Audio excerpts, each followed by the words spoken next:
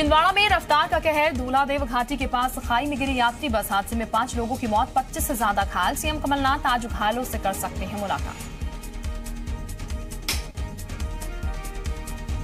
Madhya Pradesh BJP की 14 नामों की लिस्ट अमित शाह की मोहर से लटकी। भोपाल समेत 7 सीटों पर फंसा पेच। सूत्रों के हवाले से खबर, 2 दिन बाद होगा प्रत्याशियों के नामों का ऐलान।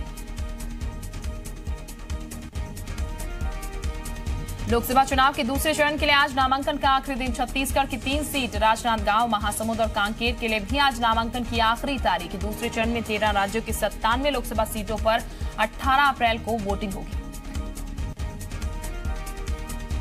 बीजेपी और कांग्रेस के प्रत्याशियों के नामांकन में वरिष्ठ नेता शामिल होंगे। अब तक तीनों सीट पर 26 प्रत्याशियों ने नामांकन दाखिल किए हैं।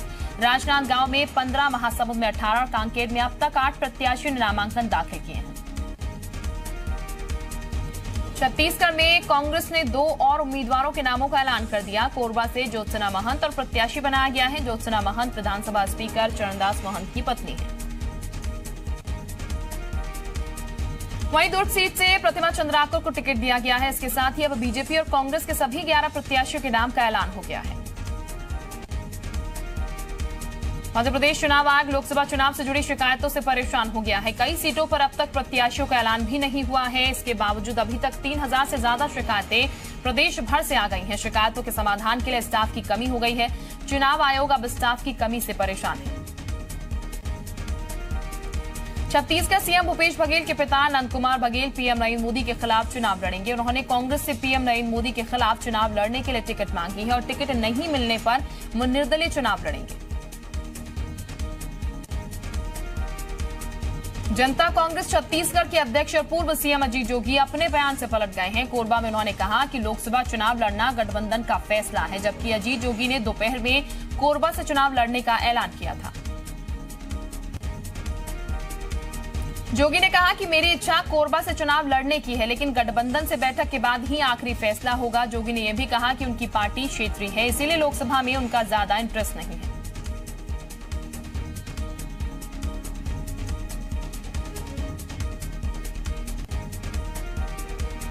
जगदलपुर में पूर्व मंत्री केदार कश्यप ने विवादित बयान दिया। उन्होंने राहुल गांधी को पाकिस्तान जाने की नसीहत दे डाली। केदार कश्यप ने राहुल गांधी और कांग्रेस को पाकिस्तान परस्त बताया और वहीं जाकर सरकार बनाने की बात कही। बस्तर में नामांकन के बाद आम सभा में संबोधन के दौरान उन्होंने कहा कि अमेठी से राहुल हारने वाले हैं, इसीलिए अब वो केरल जा रहे हैं। लेकिन मैं तो कहता हूं कि केरल नहीं बल्कि पाकिस्तान चले जा और वहीं अपनी सरकार बनाएं।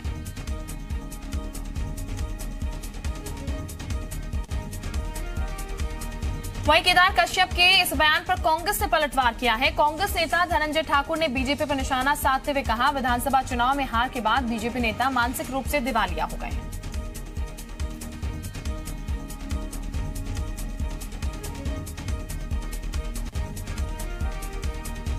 धनंजय ठाकुर ने कहा, एक तरफ केदार कश्यप को जनता ने नकार दिया, वहीं दूसरी तरफ बीजेपी ने उनके भाई दिनेश कश्यप का टिकट काटकर नकार दिया, जिसके चलते अपने नंबर बढ़ाने के लिए केदार कश्यप उल जुलूल बयान दे रहे हैं।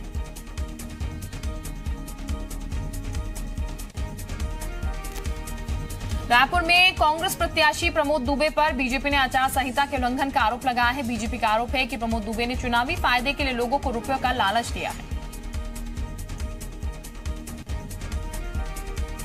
बीजेपी ने एक वीडियो भी जारी किया जिसमें दावा किया गया कि प्रमोद दुबे चुनाव जीतने के लिए लोगों को लालच दे रहे हैं। आरोप है कि वीडियो में प्रचार के दौरान प्रमोद दुबे एक बस्ती में लोगों से कह रहे हैं कि स्वयं सहायता समूह बना ले, उन्हें 10,000 रुपए दिलवा देंगे। बीजेपी अब इसकी शिकायत चुनाव आयोग से करने की तैयारी में है। वहीं बीजेपी के आरोपों पर कांग्रेस का कहना है कि प्रमोद दुबे सुलझे हुए नेता हैं और उनकी लोकप्रियता से बीजेपी घबरा गई है। छत्तीसगढ़ में भूपेश सरकार के रिजर्व बैंक से कर्ज लेने के मुद्दे को लेकर बीजेपी प्रदेश सरकार को लगातार घेरती जा रही है। रमन सिंह ने कहा है कि कांग्रेस सरकार 15 महीने में ही 24,000 करोड़ कर्ज चढ़ा लेगी, जिसे चुकाना मुमकिन नहीं होगा, जबकि बीजेपी सरकार ने 15 सालों में 28,000 करोड़ का कर्ज दिया था।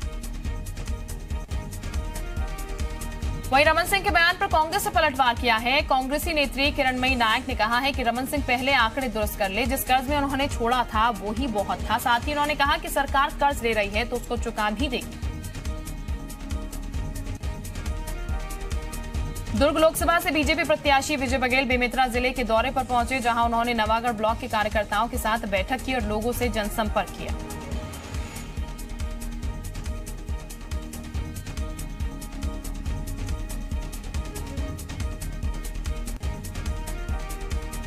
राहुल गांधी के न्यूनतम आय वाले वादे के बाद सीएम भूपेश बघेल ने भी ट्वीट किया है। सीएम ने लिखा है कि राहुल की गारंटी है कि कांग्रेस की सरकार आई तो न्यूनतम आय योजना गारंटी के अंतर्गत देश की 20% गरीब परिवारों को हर साल 72,000 रुपए सरकार देगी। कांग्रेस अध्यक्ष राहुल गांधी के गरीबों को न्यूनतम आय दिए जाने के चुनाव वादे पर केंद्रीय मंत्री नरेंद्र सिंह तोमर ने तंज कसा है। उन्होंने कहा, पूर्व पीएम इंदिरा गांधी ने गरीबी हटाने का नारा दिया था, लेकिन अब तक गरीबी नहीं हटी। इसके साथ ही तोमर ने कहा, एमपी सरकार ने भी मैनिफेस्टो में युवा बेरोजगारों को 4-4 हजार रुपए भत्ते के तौर पर देने का वादा किया, लेकिन अब तक किसी बेरोजगार को रुपए नहीं मिले। उन्होंने कहा, लोकसभा चुनाव में झूठे वादे करने वालों को जनता सबक सिखाएगी। राहुल गांधी के मिनिमम इनकम गारंटी की घोषणा पर बीजेपी नेता और पूर्व मंत्री बृजमोहन अग्रवाल ने राहुल गांधी पर कटाक्ष करते हुए कहा, राहुल गांधी को मालूम है कि उनकी सरकार नहीं आने वाली है, इसीलिए बड़ी घोषणाएं कर रहे हैं। जनता राहुल गांधी को सीरियस नहीं लेती। वहीं बृजमोहन अग्रवाल ने बयान पर कांग्रेस से पलटवार करते हुए कहा है, पीएम नरेंद्र मोदी ने किसान सम्मान निधि की घोषणा की, जिसमें 6,000 रुपए साल में किसान को मिलने थे, लेकिन आधी अधूरी योजना लागू हुई। कांग्रेस की घोषणा बेहतर है। बीजेपी के राष्ट्रीय महासचिव कैलाश विजयवर्गीय भोपाल से दिग्विजय सिंह के खिलाफ चुनाव लड़ने को तैयार हैं। कैलाश विजयवर्गीय ने कहा, अगर पार्टी कहेगी तो वो भोपाल से दिग्विजय सिंह के खिलाफ चुनाव लड़ने को तैयार है। कैलाश विजयवर्गीय के बेटे और बीजेपी विधायक आकाश विजयवर्गीय के एक पोस्ट ने सियासत को गरमा दिया है। आकाश विजयवर्गीय ने फेसबुक पर कैलाश विजयवर्गीय की एक तस्वीर पोस्ट की और लिखा कि भोपाल सीट से बिग बॉस के चुनाव लड़ने की संभावना।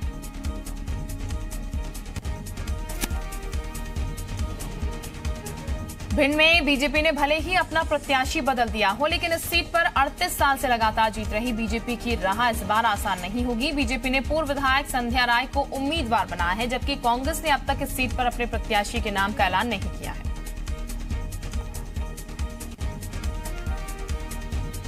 मोदी लहर में बीजेपी के भागीरथ प्रसाद ने 2014 में 1,60,000 वोटों की से जीत हासिल की थी, जबकि 2018 विधानसभा चुनाव में भिंड लोकसभा में कांग्रेस को 99,000 से ज्यादा की लीड मिली थी। ऐसे में बीजेपी की राह यहां इस बार आसान नहीं दिख रही है। केंद्रीय मंत्री नरेंद्र सिंह तोमर टिकट मिलने के बाद पहली बार ग्वालियर पहुंचे, जहां उन्हें बधाई देने के लिए बड़ी संख्या में कार्यकर्ता पहुंचे। सीट बदलने के सवाल पर उन्होंने कहा, ये पार्टी आलाकमान का निर्णय है, उन्होंने जो उचित समझा उस जगह से मुझे टिकट दिया। सीएम कमलनाथ पर बीजेपी के आरोपों की चुनाव आयोग जांच कर रहा है। सीओ बीएल कांताराव के मुताबिक इस मामले को लेकर मध्य प्रदेश के मुख्य सचिव से रिपोर्ट मांगी है। बता दें कि बीजेपी के राष्ट्रीय महासचिव कैलाश विजयवर्गीय ने आयोग से शिकायत की थी। उन्होंने सीएम कमलनाथ पर मंत्रालय में उद्योगपतियों से धन जमा करने का आरोप लगाया था। भोपाल में मुख्य निर्वाचन पदाधिकारी बीएल कांताराव ने सोशल मीडिया कैलेंडर जारी किया। इसके जरिए सोशल मीडिया पर शिकायत और दूसरी समस्याओं को लोग रख सकते हैं। इसके अलावा चुनाव आयोग की गतिविधियां और कार्यक्रमों का सोशल मीडिया के जरिए प्रचार किया जाएगा। छत्तीसगढ़ के मुख्यमंत्री भूपेश बघेल ने लोकसभा चुनाव के लिए नया नारा दिया है। उन्होंने ट्वीट किया कि बदला है अपना प्रदेश, अब बदलेंगे पूरा देश।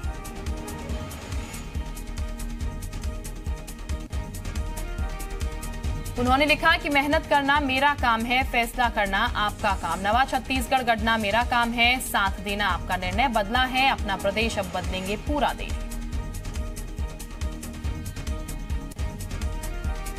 छत्तीसगढ़ कांग्रेस भी प्रदेश की 2 सीटों बस्तर और कांकेर में प्रियंका के चेहरे को प्रोजेक्ट करना चाहती है। इसके लिए छत्तीसगढ़ कांग्रेस तैयारी में जुटी है। कांग्रेस बस्तर में प्रियंका गांधी की 2 सभाएं कराने की तैयारी में है। 1972 में इंदिरा गांधी ने बस्तर के 3 गांवों का दौरा किया था। उस समय कांग्रेस को दोनों सीटों पर शानदार जीत मिली थी। उसके 47 साल के बाद राहुल गांधी ने उसी गांव से इंदिरा आवास योजना की शुरुआत भी की थी। लोकसभा चुनाव के लिए ओडिशा में सीएम भूपेश बघेल और टीएस सिंहदेव भी प्रचार करेंगे। कांग्रेस ने ओडिशा में चुनाव प्रचार के लिए स्टार प्रचारकों की लिस्ट जारी कर दी है। लिस्ट में 40 नाम शामिल हैं। इनमें मुख्यमंत्री भूपेश बघेल और स्वास्थ्य मंत्री टीएस सिंहदेव भी शामिल हैं। आपको बता दें, कांग्रेस भूपेश बघेल को बड़े ओबीसी चेहरे के तौर पर देश भर में प्रोजेक्ट कर रही है। छत्तीसगढ़ के बस्तर में पहले चरण के नामांकन के आखिरी दिन कांग्रेस प्रत्याशी दीपक बैज ने सीएम भूपेश बघेल की मौजूदगी में नामांकन दाखिल किया। वहीं बीजेपी के प्रत्याशी बैद्यराम कश्यप ने भी नामांकन भरा।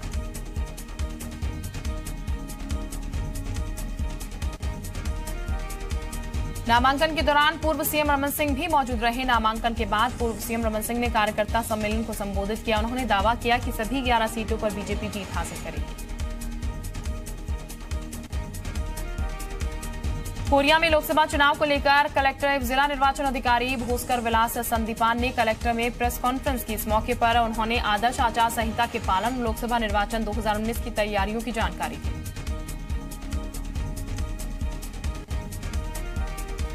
भोपाल से दिग्विजय सिंह के चुनाव लड़ने के ऐलान के बाद से बीजेपी नेताओं ने उन पर निशाना साधना शुरू कर दिया है। अब भोपाल से बीजेपी विधायक रामेश्वर शर्मा ने दिग्विजय सिंह पर चुटकी ली है।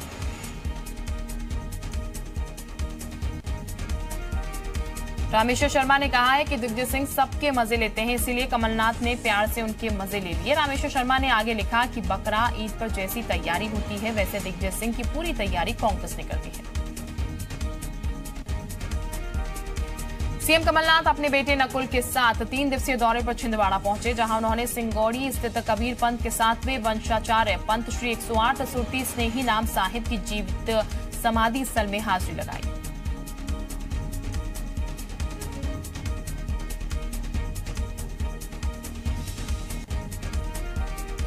पूर्व वित्त मंत्री जयंत मलैया ने कमलनाथ सरकार पर निशाना साधा। जयंत मलैया ने आरोप लगाया कि यह सरकार की गलती है। सरकार को उन अधिकारियों पर कार्रवाई करनी चाहिए जिनकी वजह से कर्मचारियों को परेशानी होगी।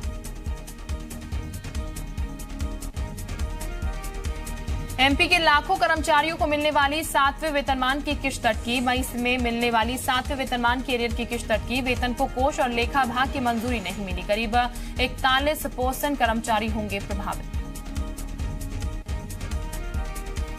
रायपुर में फिरोज सिद्दीकी ने पुलिस को अंतागढ़ टेपकांड की डिवाइस सौंप दी है। टेपकांड की जांच कर रही समिति ने फिरोज सिद्दीकी से डिवाइस मांगी थी, जिसके बाद ये डिवाइस सौंप दी गई।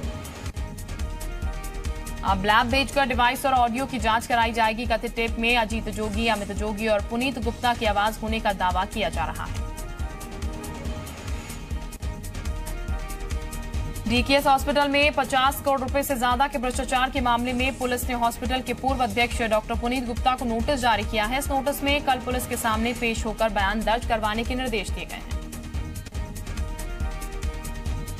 पुलिस के सामने पेश होने पर डॉक्टर पुनीत गुप्ता के खिलाफ लुकआउट सर्कुलर जारी किया जाएगा। डॉक्टर पुनीत गुप्ता पूर्व सीएम रमन सिंह के दामाद हैं।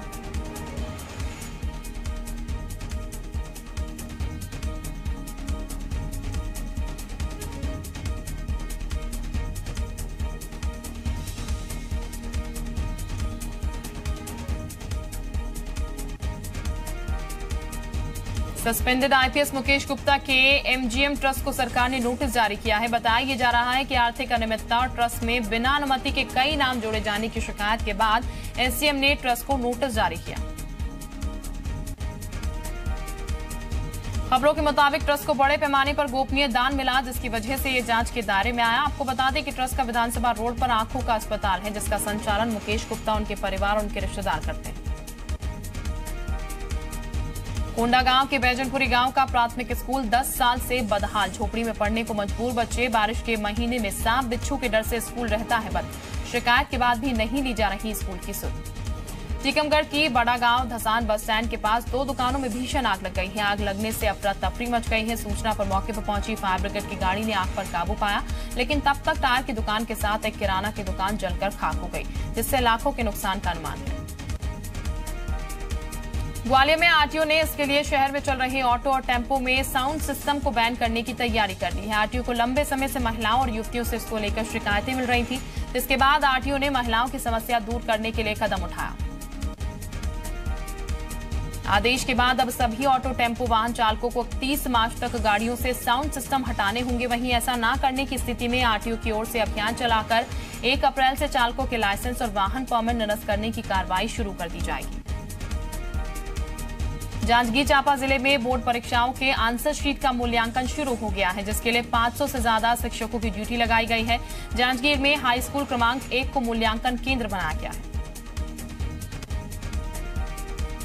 इस बार यहां 1 लाख से अधिक आंसर शीट्स की जांच की जाएगी। पहले चरण में कक्षा 12वीं की आंसर शीट चेक होंगी। वहीं माध्यमिक शिक्षा मंडल ने इस बार पिछले साल मूल्यांकन कार्य में लापरवाही बरतने वाले 18 शिक्षकों की कॉपी जांचने पर रोक लगाई है। सरगुजा में जमकर ग्रेनाइड मिट्टी की कालाबाजारी हो रही है। सरगुजा में बलरामपुर पुलिस, आरटीओ, खनिज विभाग के अधिकारी और उत्तर प्रदेश में बैठे दलाल की सीधी साठगांठ से ये पूरा फर्जीवाड़ा चल रहा है। दलाल इन तीनों भाग को इनका हिस्सा पहुंचाकर एक टोकन जारी करता है और फिर राजस्व चोरी के इस बड़े फर्जीवाड़े को पकड़ने की कोई जहमत नहीं जुटाता।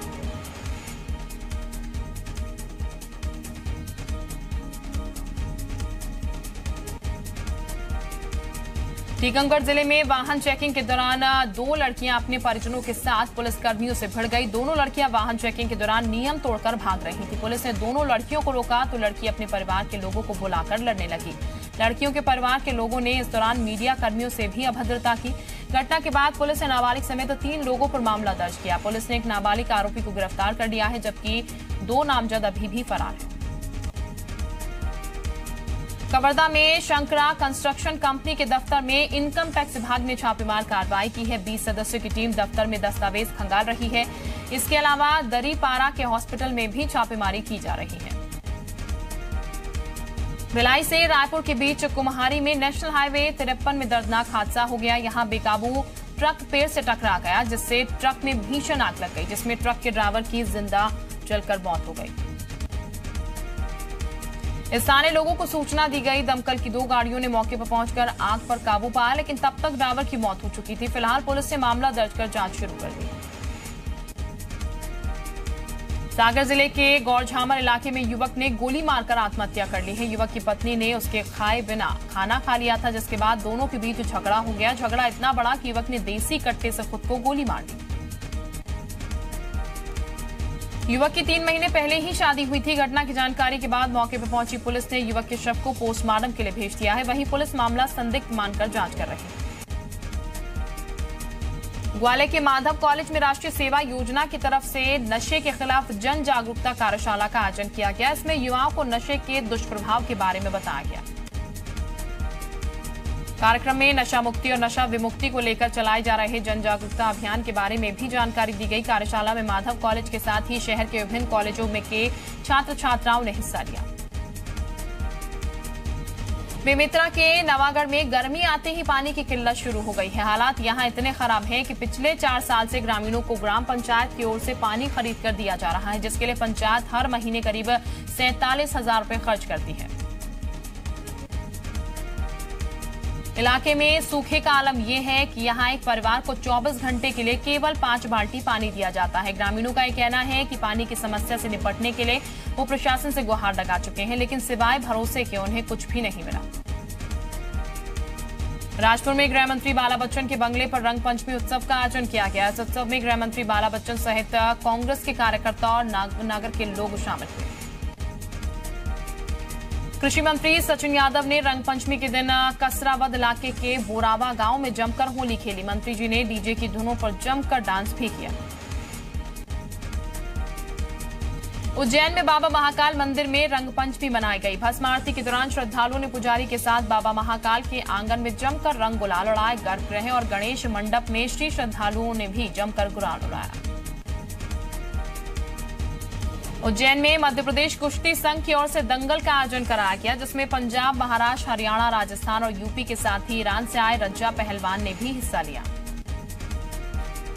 दुर्ग की श्रीराम जन्मोत्सव समिति ने राम भगवान की शोभा यात्रा निकाली। 903 ध्वज प्रमुख और 67 झांकी प्रमुखों को सम्मान दिया गया। इस दौरान बड़ी संख्या में राम भक्त मौजूद रहे। भारत में बनी स्वदेशी तोप धनुष आज सेना में होगी शामिल। 6 धनुष तोप जबलपुर में सेना को सौंपी जाएगी। बोफोर्स से भी ज्यादा घातक है धनुष, 38 किलोमीटर तक हमला कर सकती है धनुष तोप। 15 सेकंड में 3 गोले दागने की क्षमता।